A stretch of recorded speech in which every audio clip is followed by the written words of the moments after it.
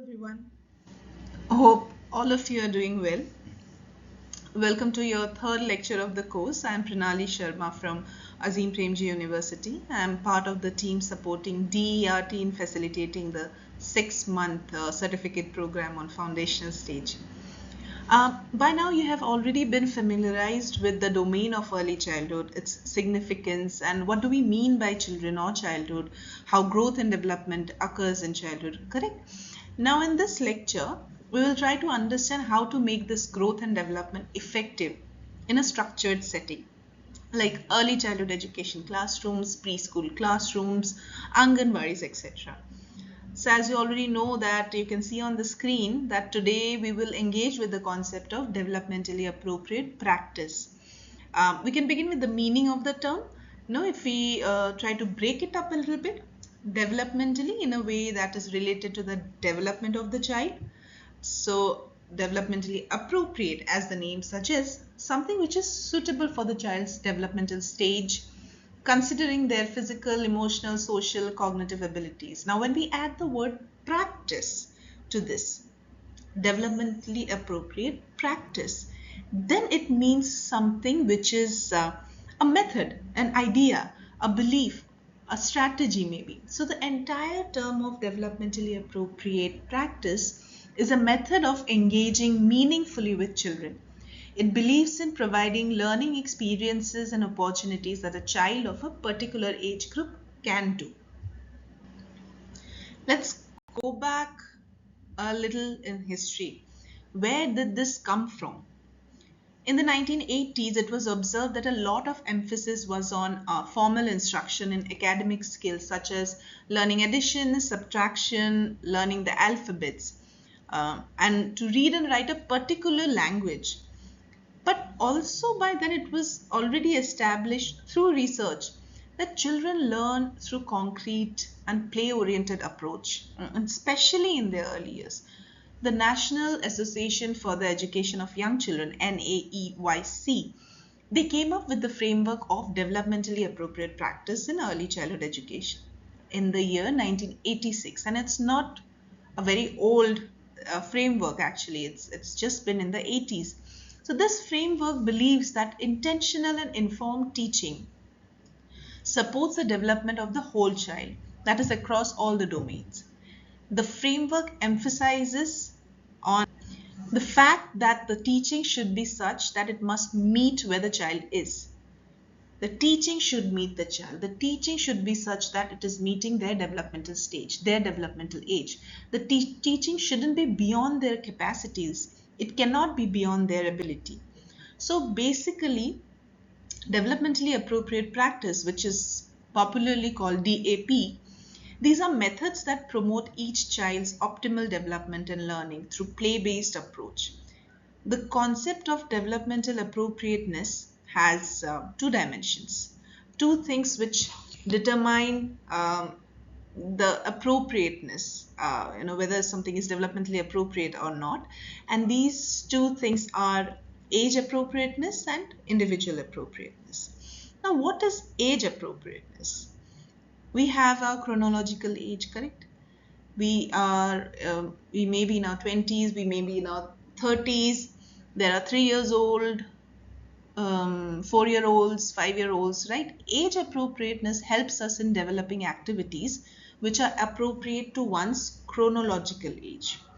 Now, it is not new to any of us that we live in a diverse country and we have a diverse society, and that diversity also gets reflected in our classroom, right? With so much diversity, the one thing that guides us of what can be expected in children of a particular age group is what and who informs us. So that is the age. But how do we know what can be expected from a 3-year-old or an 8-year-old or a 16-year-old? How do we know what we can expect from them? Did we ever think about it? Can we expect a 5-year-old to comment on caste discrimination? No, right? Something which is beyond their ability cannot be expected. In similar cases, if some children are able to achieve that while some children of the same age might not, So how do we know what is normal, which one is normal, or which is a deviant case? See, to answer this question, we have certain universal predictable patterns of growth and development as given to us by the principles of child development. Now, many of you might have come across the principles of child development in one point of your time. There are certain principles of child development, and that guides us to know what can be expected. So each child follows the same predictable pattern of development. The paces might differ, okay, but the milestones are achieved by every child. Every child learns to sit independently first before they stand on their feet. It is never the other way around, right? It has never happened that a child has stood up, walked, and then they have learned to sit. That doesn't happen. So there are certain predictable universal patterns of development we can expect in children. And these patterns of development guides us to design activities which are age appropriate. Now the second dimension is individual appropriateness. Now even though we have predictable patterns, we still have children in the same age group who would have varied paces of development, their own personal identities, their personalities, their abilities. So individual appropriateness takes care not only of their individual pace of learning and learning styles, but also takes care of their cultural background, cultural appropriateness. As teachers, we have the responsibility of getting to know each other, getting to know each child well, understanding each child as an individual and as a family and community member. So teachers can use different methods to know the child. There can be a variety of methods, including reflecting on their own knowledge of the community, seeking information from the family, talking to the parents, observing the child in the classroom, examining their work, their worksheets, their drawings, art and craft material, and using authentic, valid, reliable assessments to understand the child. So all of these methods provide the teacher with an image of the child, right? You get to know the child with all these different methods. How my child learns, how my child thinks, how my child interprets the world. So they must understand that each child reflects a complex mosaic of knowledge and experiences that contributes to the diversity, right? A simple question to think here: what kind of diversity? I mean, if we are looking at diversity, we are thinking of differences, correct? So what kind of differences can we look out for in a classroom? Is it always children with special needs? Of course, there will be differences in ability. Children may have certain disabilities. That is one difference. What other differences might there be? These differences can be their social identities, which community they belong to, which cultural background they come from, interests, their strengths, their preferences, their approaches to learning, their cultural experiences, even their languages. So all of these are differences which contribute to this diversity in your classroom. Sometimes these individual learning needs, they do get diagnosed, and sometimes they do not. So teachers must recognize this diversity and the opportunities it offers to support all children's learning by recognizing each child as unique individual. Each child has a unique personality with their own strengths to contribute to the learning environment, correct? So we might have to avoid looking at a classroom as a homogeneous group. So every child will bring their own strengths, their own assets, no matter how old they are. A 3-year-old, 4-year-old, they will bring their own experiences, they will bring their own cultural knowledge with them, their skills. So how do we use all of this to contribute to the learning environment? That is the individual appropriateness. So despite the predictable patterns, we have to acknowledge this uniqueness. For example, a teacher might have to adapt a lesson plan to accommodate a child who learns best through visual aids and while another child might benefit from hands-on activities. Okay, so how do you cater to these children who have different learning styles? You might need to design your plan in such a way where you have activities catering to both the children. It might have flashcards for the visual learners, pictures, images, and also concrete activities for the child who learns through hands-on activities. Concrete activities as in, using your fine motor skills, going on nature walks, making something, manipulating clay, be using pen and paper to draw something, build something. So all of these concrete activities should also be a part of your learning experience. Okay, so when we address both the dimension of age and individual appropriateness, then we can say that our teaching learning processes are developmentally appropriate. Okay, now why does it matter? Because when teachers use developmentally appropriate practices, they are honoring the unique path of each child.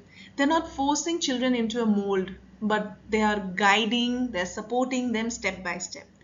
Research, it shows that DAP, which is developmentally appropriate practice, it supports stronger socio-emotional skills. It supports deeper learning. Children who are taught in ways that match their developmental stage, their developmental age, are more likely to enjoy learning. They learn to find joy in learning, and they feel confident in themselves. So this has been the results of certain researches. Okay. Now let us think about our own classrooms. Take a few minutes. Take 2-3 minutes. You can pause this video here and think about how might these three areas, development, individuality, and culture, affect how children learn. Think about your own classrooms. Take a few minutes and talk to each other. Jot down your points, share with your mentor, share with your batchmates, and think about how these areas, they are affecting how the children are learning. Just take 5 minutes. Okay. So after the discussion, we will move ahead to understand how to make sure that we are on the right track. So to make sure that we are going in the right direction, there are some key principles of developmentally appropriate practice that we must follow. There are 5 principles. Development follows predictable sequences. Children develop as whole beings. Learning happens through active exploration and play. Relationships are central to learning, and children are active participants in their development. Now let us take one principle at a time and deep dive into what it means for us as teachers. So the first principle is development follows a predictable sequence. We did discuss this a little earlier about how this principle of predictable pattern guides us in creating age-appropriate pedagogy, right? So, but we'll go a little deeper to understanding the why of it and how of it. Okay.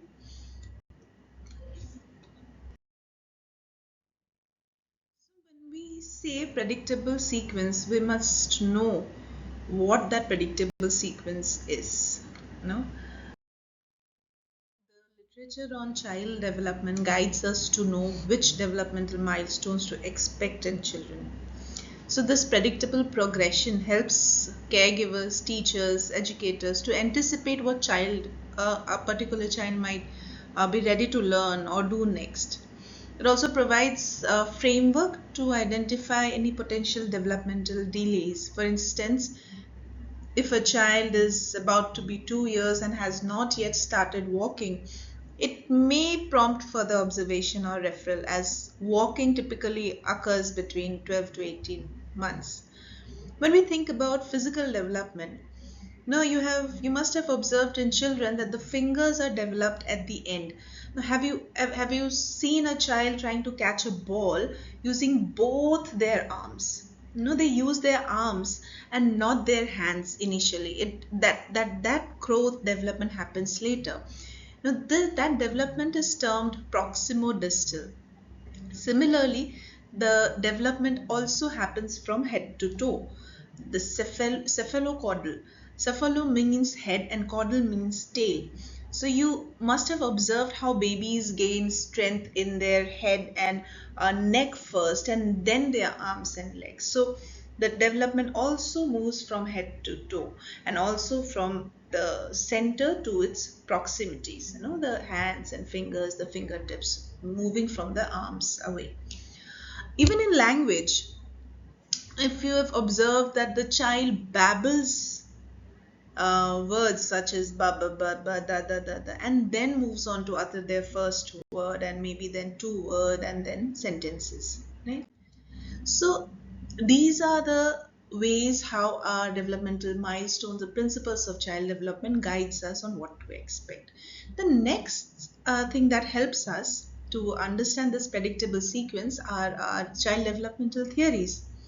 We have various child developmental theories, which are specifically, some of them are stage theories, some of them are continuous theories. Stage theories, particularly Piaget's cognitive theory, Erikson's psychosocial theory, or Freud's psychosexual theory. Majorly, these popular stage theories are some theories which we cannot ignore in the domain of child development. These stage theories describe development as linear, sequential, and emphasizes that development is a process of moving through a series of stages or phases, each with unique characteristics. Stage theories of development have significantly influenced our understanding of these predictable sequences. Theories by Piaget and Erikson describe development as unfolding in stages, each building on the one before. According to Piaget, we will discuss these theories in detail later in the upcoming sessions, but a little brief introduction to the theories. So according to Piaget, children progress through stages of cognitive development from sensory motor stage, where they learn through movement and senses, touching and feeling, to pre-operational stage, which is the early childhood years, 2 to 7 years. So where symbolic thinking begins to emerge. So these stages, they reflect the sequential process in which a child thinks, how the thinking evolves. Similarly, Erikson's psychosocial theory describes stages of emotional and social development. Trust versus mistrust, or autonomy versus shame. So these are the stages that occur in a set fixed order, and they provide insights into the types of emotional challenges or needs a child might face at different ages. In early childhood settings, understanding this principle helps us as teachers to create developmentally appropriate practice. For example, a toddler learning to speak with they will first use single words, for example, juice, and then move on to two-word phrases like want juice, and then gradually form more complex sentences. So educators may support this sequence by modeling language. How do you frame sentences? Not teaching them, but you just keep modeling it in front of them, reading aloud, engaging in conversations which are suited to the child's current level. Okay. So in conclusion, while children may vary in the timing of reaching milestones, the overall sequence of development remains fairly predictable. The stage theories help educators understand the what and why of these sequences, enabling them to provide the right support at the right time. So this understanding is essential for planning effective learning experiences that matches with the child's developmental readiness. The second principle here is children develop holistically. The principle that children develop holistically recognizes that development doesn't happen in isolation. Development in young children is not isolated into separate domains, but occurs in a very integrated and interconnected manner. This means that physical, cognitive, emotional, social, and language development all influence and support each other. So in early childhood, progress in one area often promotes or depends on the growth in another. For instance, when a child learns to walk, in the domain of physical development, walking. It opens up new opportunities to explore the environment. So this exploration in turn supports their cognitive development. As the child encounters new objects, makes choices, solves simple problems, they can walk up to objects, they can touch it, feel it, makes decision. At the same time, walking to a caregiver, walking to a parent, walking to a sibling, and receiving a smile, receiving a warm hug, this reinforces emotional security and attachment. Again, socio-emotional development there. Another example is during pretend play, such as playing house. In this scenario, a child may be holding a toy spoon and feeding a doll. You know, this involves fine motor skills, physical development, and it also involves imagination, cognitive development, and social roles and relationships, which is under socio-emotional development. During pretend play, you might also see that children talk to the doll. They're talking to the doll. They are having a conversation with the doll or the peers. Again, language development there. So, through one simple activity, multiple developmental domains are engaged and nurtured. This principle of holistic development also emphasizes the importance, the significance of nurturing the whole child. For example, a child struggling with emotional regulation may find it difficult to focus on learning tasks. Teachers and caregivers who recognize this can provide the actual emotional support, helping the child feel safe and understood, which will in turn promote better engagement with in the classroom with the learning materials. And such kind of modifications in your teaching plans will make your learning experiences developmentally appropriate. Now, in a preschool setting, activities that support holistic development may include storytelling. It supports cognitive skills as well as language. Outdoor play, social interaction is strengthened, supporting the physical development. Group activities like singing and circle time, it's a very important part of preschool experiences, and it enhances the emotional well-being, language, and cooperation. So teachers should design environments and experiences that respect the interconnectedness of development by offering varied opportunities for play, exploration, interaction, and expression, of course. So in summary, understanding that children develop holistically helps educators and caregivers respond more effectively to children's needs. It encourages a balanced and inclusive approach where all areas of development are supported together rather than one at a time in isolation. So this integrated view, it fosters a well-rounded growth and lays the foundation for lifelong learning and well-being. Now, coming to the third principle, children learn through play. One of the foundational principles of early childhood education is that children learn best through play. See, play is not just a way for children to pass time or have fun. It is a powerful and natural form of learning. Through play, children explore the world around them, develop critical thinking skills, express their emotions, build relationships, and practice new abilities in a safe and engaging environment. A play supports development again across all the domains.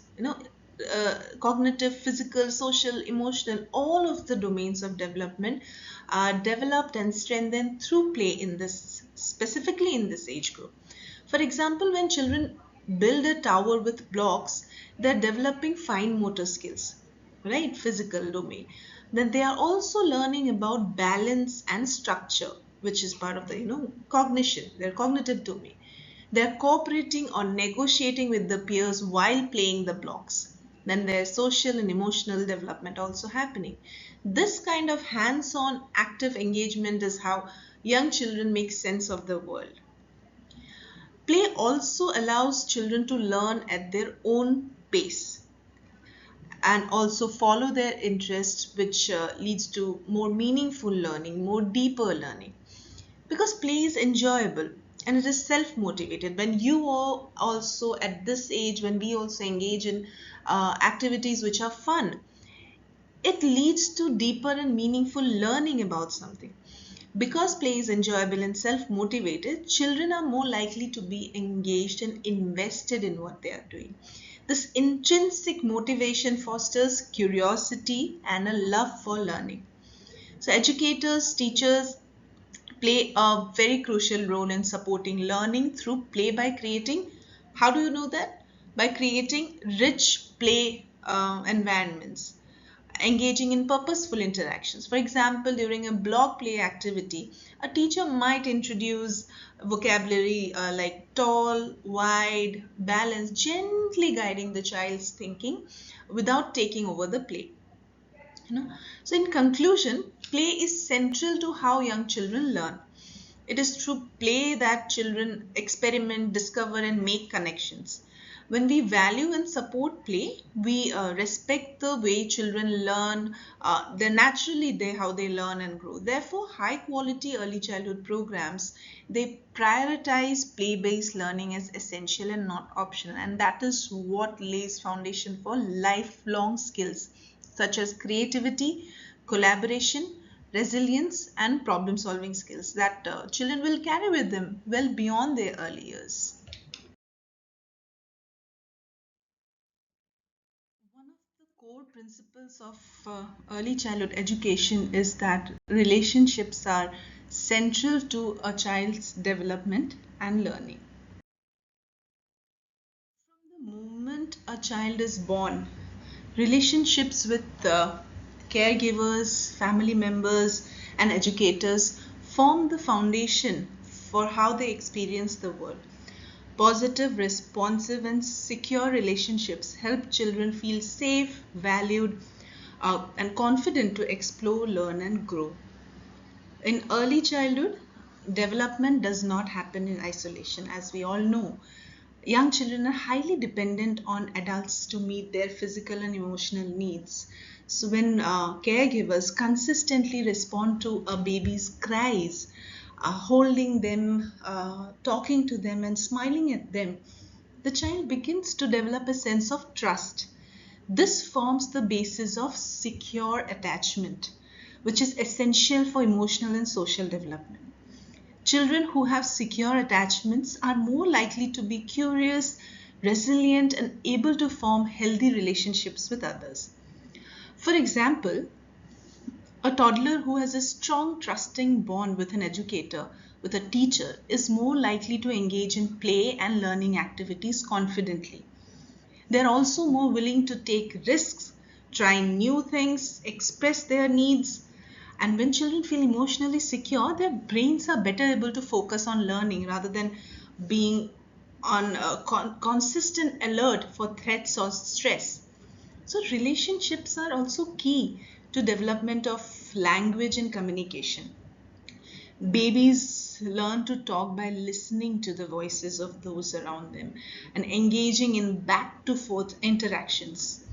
A caregiver, a parent, a teacher responding to a baby's babble with eye contact, smiles, and speech encourages the child to continue communicating. As a child is smiling, or as a child is babbling, or trying to pronounce their first word, if there is an eye contact, if the caregiver is responding to those words, responding to the smiles, the child will be encouraged to communicate more and also learn.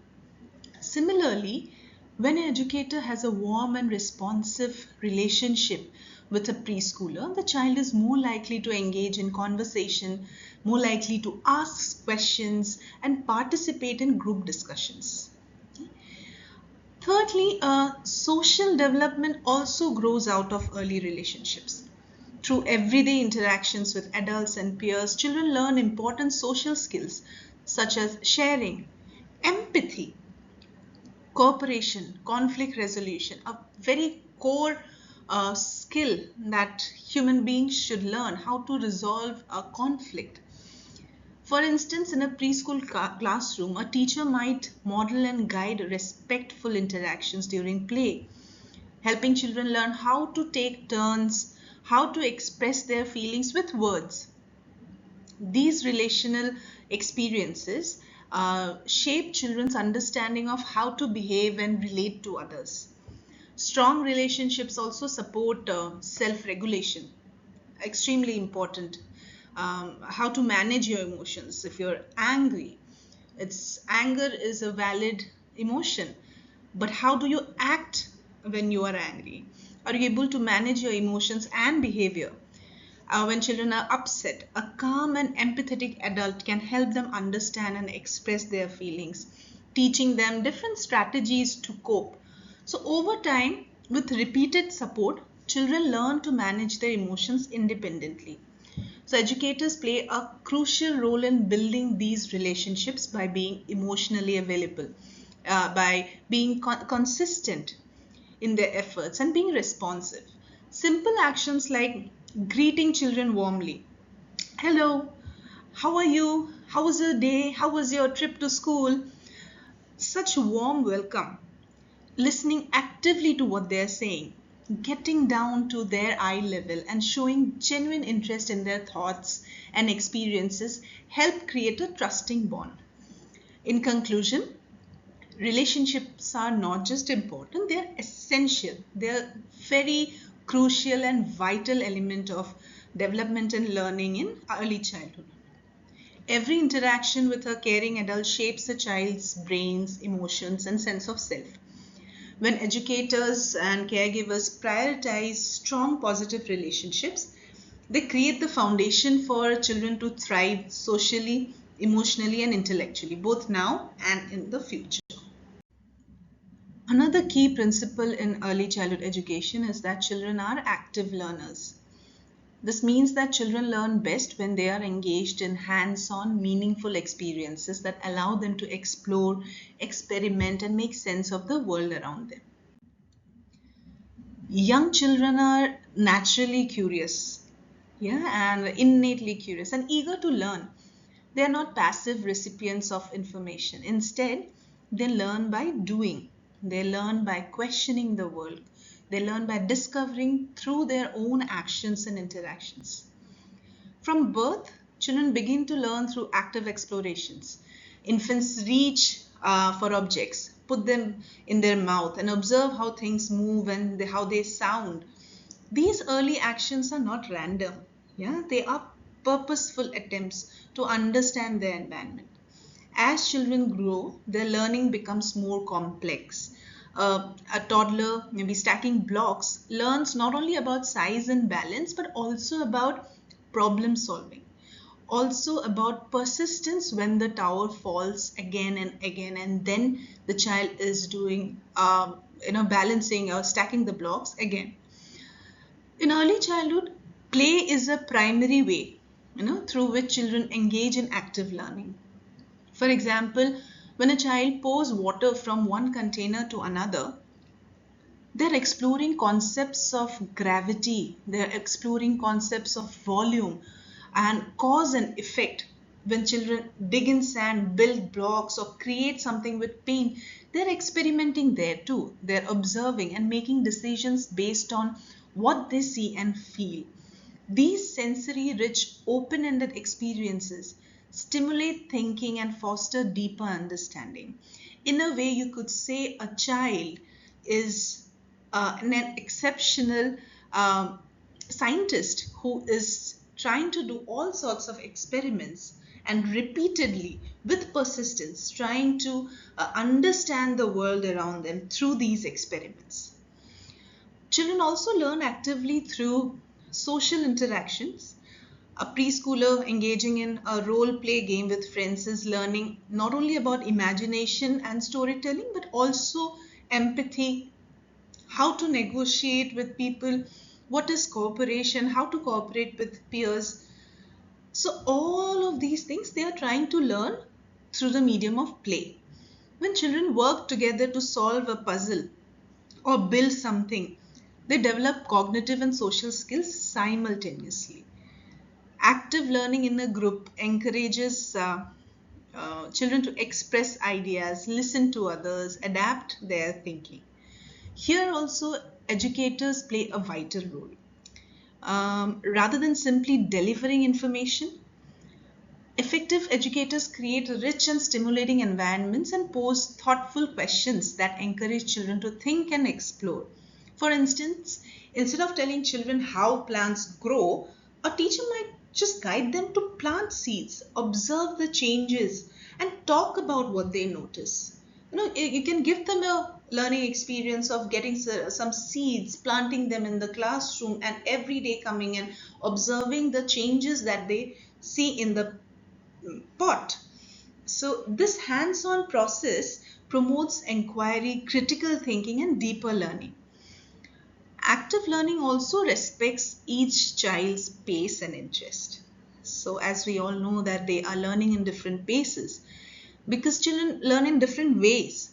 Providing choices and opportunities for self directed learning helps children feel motivated and confident. A child who is fascinated by insects, for example, might be given books, magnifying glasses, and drawing materials to uh, go and investigate insects in the garden, find bugs in the garden and gather information about them. This kind of interest based learning is also more meaningful and memorable. This experiential learning, where they are doing it on their own, actively participating in the process, and then gaining the information that leads to deeper and meaningful learning. So, in conclusion, here, children are active participants in their own learning. They learn best when they are engaged, when their curiosity is met, and they're able to explore in a hands-on, interactive way. So, as teachers, we must nurture this natural drive by providing the environment and experiences that encourage this investigative nature, the creativity and collaboration. By recognizing this, that children are active learners, once we recognize this fact that they are active learners, we must support the development of their independence and their love of learning. After discussing all these principles, we will try to observe a video of a classroom and try to see what all we observe, what kind of principles do we see reflected in them. And as you watch the video, you will find certain questions on the screen.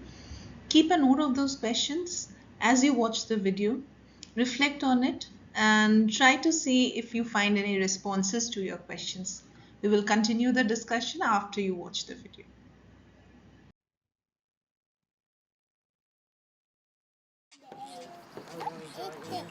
Yeah, you know. Excuse me, can you do this? What's it? Where you going, Ricky? This. I have a lot of parties. Yeah? Rooster?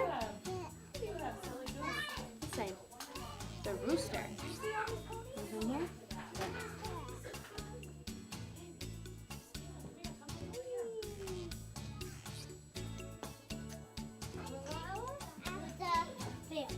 At the fair. What? I'm here. I need you. I really need you so much. Well, Brandon, I just need you to turn my phone on. Oh, what?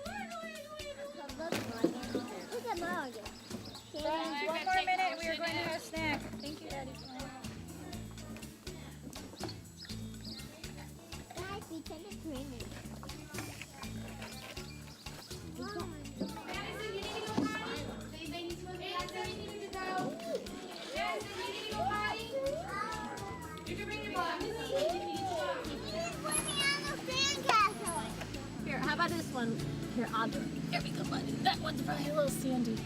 Can his baby ride with you? Can you carpool? Sure, she says. You have a spot for that baby? Okay. Well, I don't think you're going to fit in there, bud. That's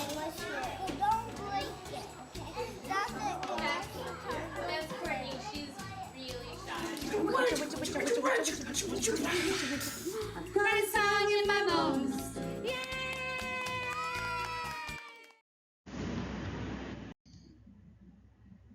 So welcome back after your discussion.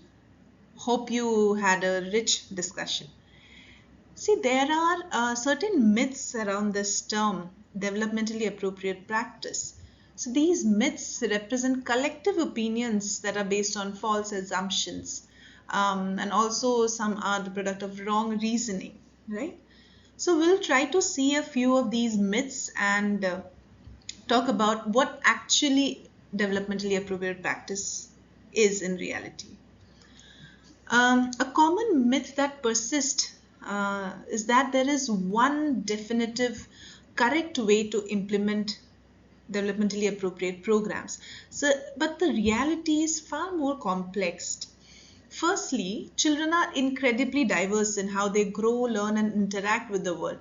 So these programs must be flexible enough to adapt to the wide range of these developmental stages and the individual differences, and the uniqueness of each child should be taken into account. What works perfectly for one group of children might not be effective for another.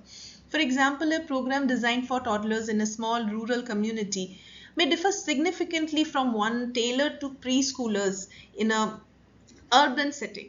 So this diversity makes one method, one singular approach impractical. Secondly, cultural context plays a crucial role in shaping the developmentally appropriate practices. Values, traditions, and family expectations, they vary across communities. A program that aligns with one cultural context may be inappropriate or irrelevant in another, correct? So teachers must therefore be culturally responsive, adapting their methods to be respectful towards the child's backgrounds rather than rigidly following one correct model. Furthermore, the field of early childhood education is constantly evolving with new research. So best practices today may shift tomorrow as we gain a deeper understanding of child development. We have been noticing that over the course of a few years, with more research happening, the practices are also changing. Flexibility and ongoing professional learning are essential for us teachers to make it work effectively. In conclusion, the myth of one right way to implement developmentally appropriate programs, it is actually oversimplifies the complex reality. Instead, effective implementation requires thoughtful, responsive, and flexible approach that respects individual differences, their cultural context, and evolving knowledge. Okay. Another myth, a widespread myth in early childhood education, is that developmentally appropriate classrooms are unstructured environments where children can do whatever they want without guidance or rules. This misconception can lead to misunderstandings about what DAP truly entails. The reality is that DAP balances structure and flexibility to create an environment that supports the child's growth and learning. If you remember, when you watch the video, it might seem that the children are doing whatever pleases them, but even in that, it is structured by the teacher, it is guided by the teacher. The children are engaged in certain activities which are carefully designed for them, such as play activity, pretend play, where they are learning knowledge, skills, and dispositions across all the domains. So developmentally appropriate classrooms are thoughtfully organized spaces where routines, rules, and expectations are clearly established, but also there is a scope for flexibility, enough flexibility to meet the diverse needs of young learners. Structure in these classrooms provide children with a sense of security and predictability, which is very essential for their emotional and cognitive development. For example, regular daily schedules help children know what to expect It reduces their anxiety. It helps them focus on learning. Um, at the same time, developmentally appropriate classroom incorporate child-centered activities that allows exploration, creativity, choice along with the structured routine. Teachers in such classrooms need to intentionally scaffold the child's learning, providing them with clear guidance, encouragement, and support. This is very different from leaving children completely unstructured or unsupervised. So here the role of the teacher is active, very responsive, and the myth that such a classroom is unstructured is highly inaccurate. In reality, these classrooms combine well-planned structure with opportunities for child-led exploration. Another myth Another common myth about developmentally appropriate classroom is that teachers don't actually teach here, that they simply let children play and learn on their own without guidance. This misunderstanding overlooks the vital and active role teachers play in fostering child's growth in such classrooms. In reality, um, the DAP involves intentional teaching, as we have already discussed this, that is thoughtfully adapted to the child's developmental levels and individual needs. Teaching in these classrooms is not about passive observation, rather it is about actively supporting child's learning by creating meaningful interactions, creating such a learning environment where the child is learning on their own, doing through hands-on experiments, activities, experiential learning. For example, in a preschool classroom, a teacher might set up a dramatic play area with props, costumes, encouraging children to role play different social scenarios. Here, the teacher isn't letting the children play freely. She's observing their interactions, asking them open-ended questions like, what happens next? Or how do you think that character is feeling? How will you feel? Would you have been in that situation? To extend their thinking, language skills, and social understanding, these kind of interactions are extremely important. In the video, you may have seen how the teacher, when the child is giving the doll to be adjusted in that toy car, the teacher tells the child, you may not fit in that car, bud. So this kind of teaching scaffolds the children's development in a way that respects their interests and readiness and learning. In conclusion, the myth that teachers don't teach in developmentally appropriate classrooms is false. Instead, teachers play a crucial and dynamic role, guiding, supporting, and challenging children in ways that honor their development. Another myth is that teachers need to water down, simplify the traditional curriculum, meaning they need to lower expectations and reduce learning content so children learn less than before in a developmentally appropriate curriculum or a program. This belief, however, misunderstands what DAP truly means. In reality, a DAP is not about simplifying or minimizing learning, but about tailoring it to children's developmental stages, their interests, and individual needs. The outcomes will be the same. The learning outcomes will remain the same, but the way you are, trying to let the child achieve those, that is different. That is tailored to the child's interest. That is tailored to the child's individual needs. Instead of watering down the curriculum, teachers adapt and enrich it so that children engage deeply and meaningfully with the content.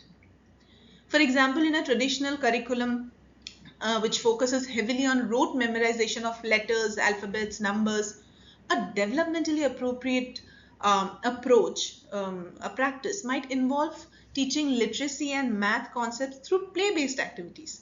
Rather than drilling letter names, a teacher might encourage children to recognize letters during story time by writing their names in the sand or through word matching games. So these activities help children build their foundational skills in a way, fostering fostering the joy of learning. So The myth here is again false. Instead, DAP adapts learning to foster deeper understanding. Yeah. Uh, Another last myth that I would like to talk to you about is that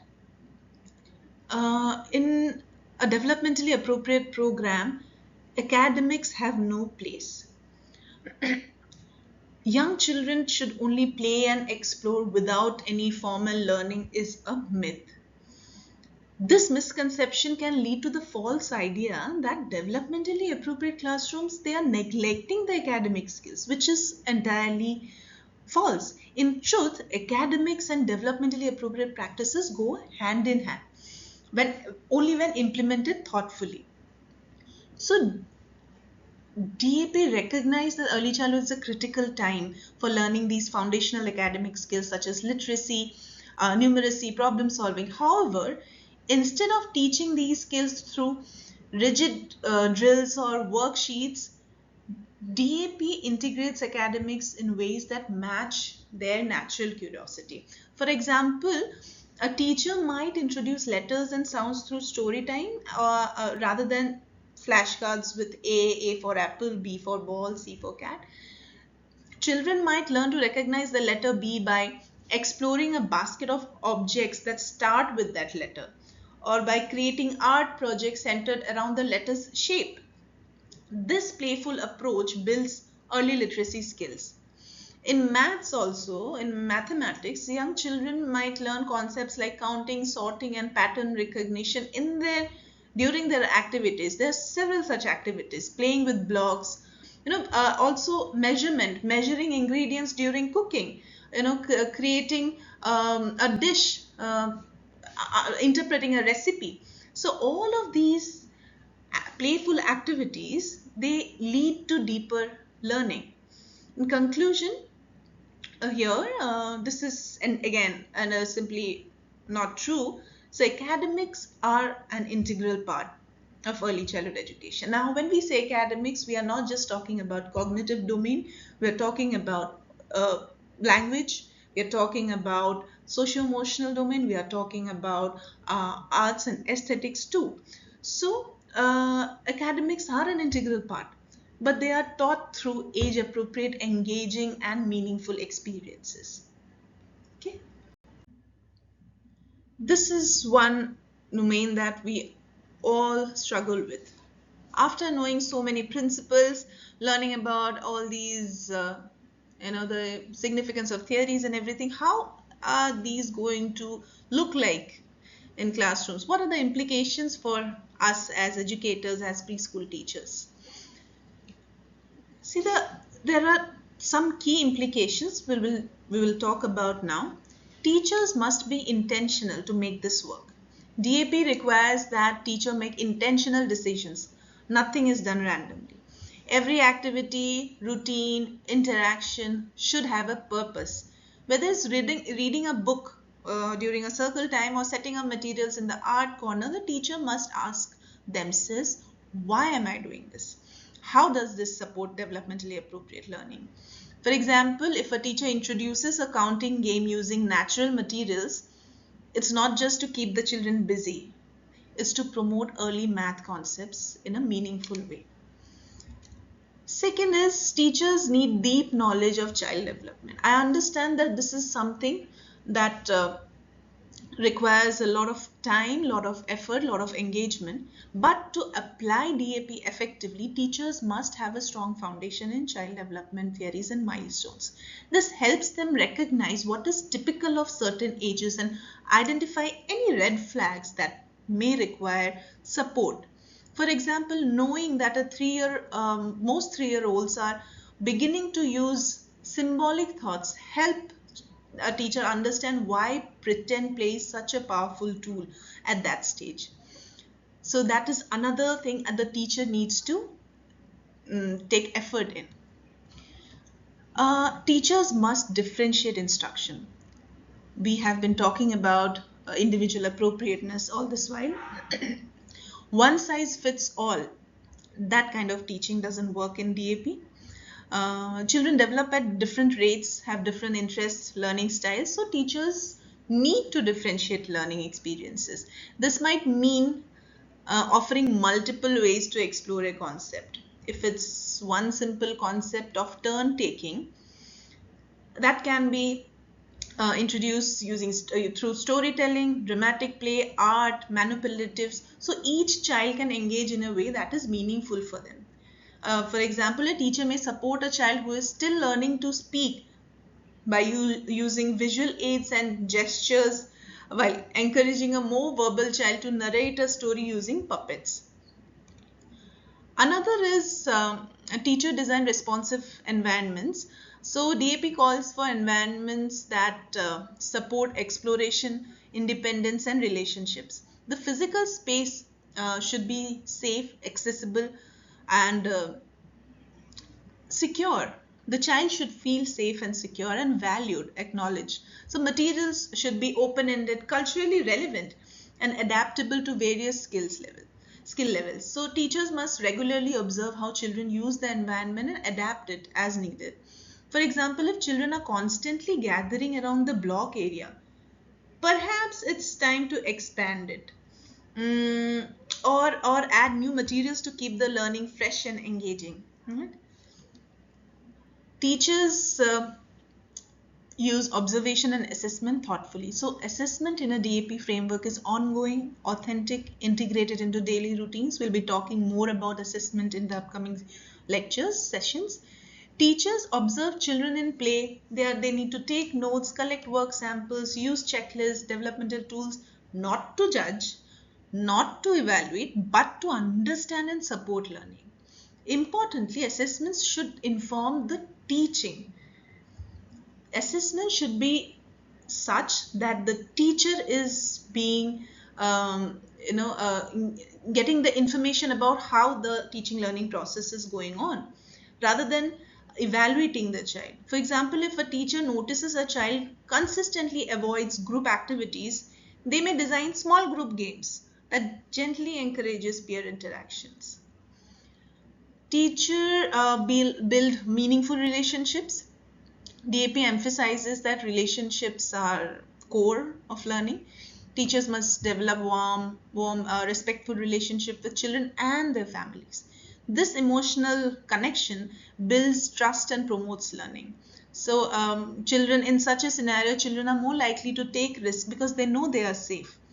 They are able to express ideas because they know they won't be judged or ridiculed or punished for anything, and they engage in challenges when they feel emotionally safe.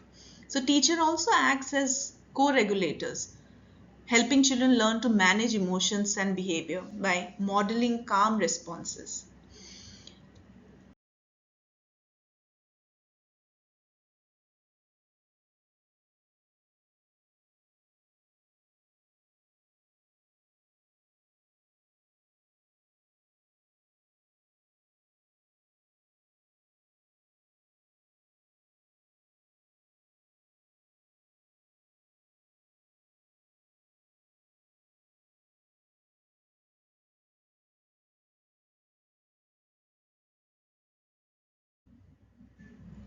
As we end the lecture today, requesting you all to go through the readings provided, discuss with your mentors, and also reflect on today's lecture. Thank you for listening. Have a nice day.